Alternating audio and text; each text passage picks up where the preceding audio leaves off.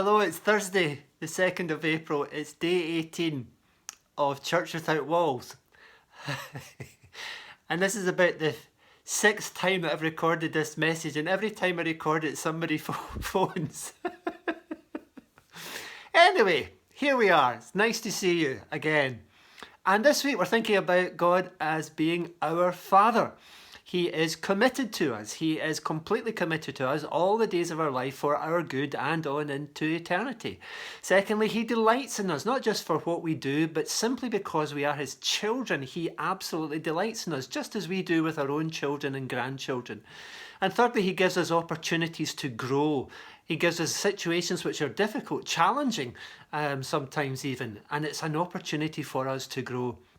And fourthly, today we're thinking of the fact that God is our Father. He allows us to fail. Now there's an interesting thing to think about. God as our Father allows us to fail. But you know that with your own children.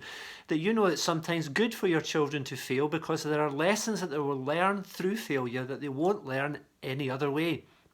When my son was growing up, I used to play basketball with him in the back garden. And I allowed him to fail. I allowed him to get beaten by his father. Amn't I a good daddy?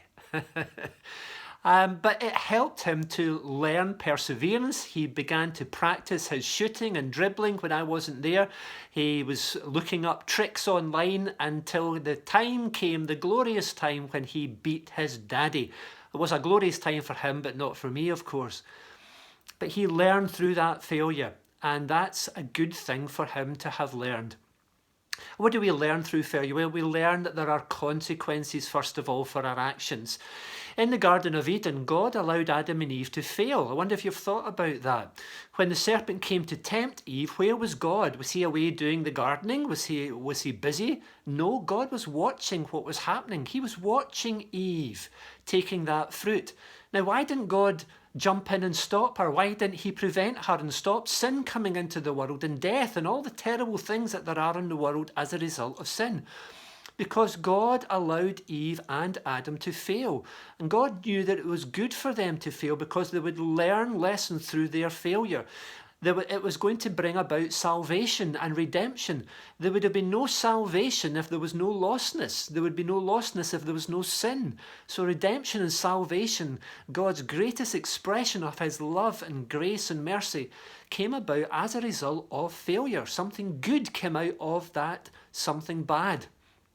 So we can learn that there are consequences to our actions through failure. We can learn, hopefully then, secondly, wisdom.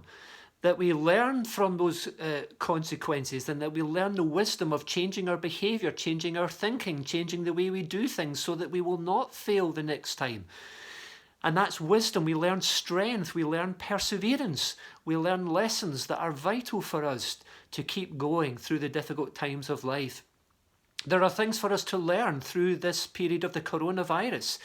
There are lessons for us to learn that we will perhaps not learn in any other way. People are learning, finally, to trust in God more. There's a learning to lean on God through difficult times. And that only comes about through difficult times. It only comes about through times of failure, through times of difficulty and suffering and challenge, and we learn to trust in God. And it reminds me finally of that verse in 2 Corinthians 12, verse 9, where Paul says, "But God said to me, my grace is sufficient for you, for my power is made perfect in weakness." My grace is sufficient for you, for my power is made perfect in weakness. God's power is made perfect when we are weak. We see his power, we see his grace, we see his goodness, and we are able to trust in him. And we thank God for our times of failure, for our times of suffering, because we can learn to trust in him. Speak to you again tomorrow. God bless.